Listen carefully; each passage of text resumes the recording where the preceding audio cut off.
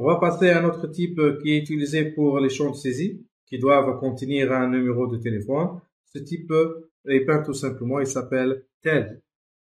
Alors, je vais ajouter une petite BR pour distancer et une balise input avec un type tel.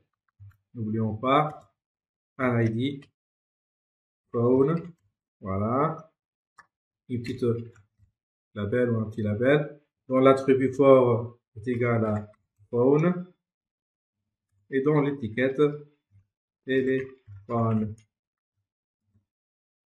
Alors, les attributs qui sont très intéressants de ce type, le premier attribut c'est pattern. Donc, l'attribut pattern définit la façon dont on doit introduire un numéro de téléphone. C'est souvent le format de chaque fournisseur ou pour chaque pays. Par exemple, en France, généralement, on doit donner un numéro de téléphone qui se compose de 10 chiffres, par exemple. On doit définir un intervalle de chiffres qu'on doit utiliser et la récurrence de chaque chiffre ou le nombre de chiffres dans une partie, donc 2. Voilà. Et on va le répéter ça 5 fois si vous voulez. Voilà. Et voilà. Et voilà.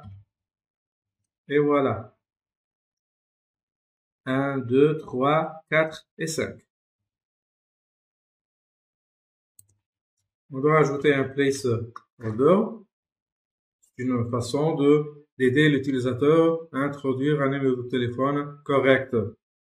Donc, juste, on va donner le template qu'il doit suivre. 2, 3, 4, 5, 6, 7, 8, 9. Je sauvegarde et j'actualise. Et je donne 4 chiffres. Et bien, il m'affiche un message. Veuillez respecter le format requis. Donc, je dois donner, par exemple, 01, 43, 48, 57, 99. Et voilà.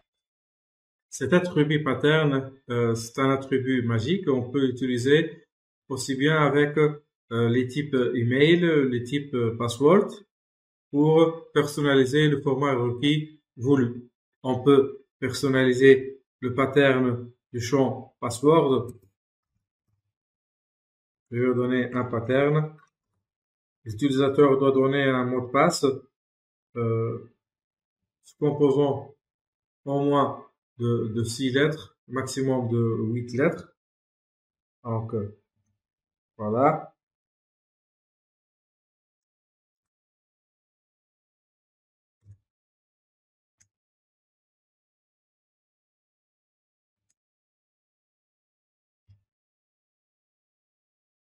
Aussi bien, on peut ajouter un pattern pour le type email.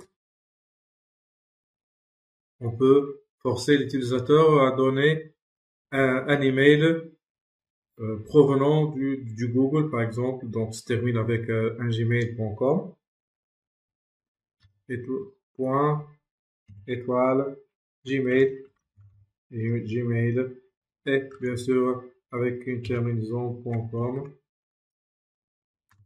Et voilà.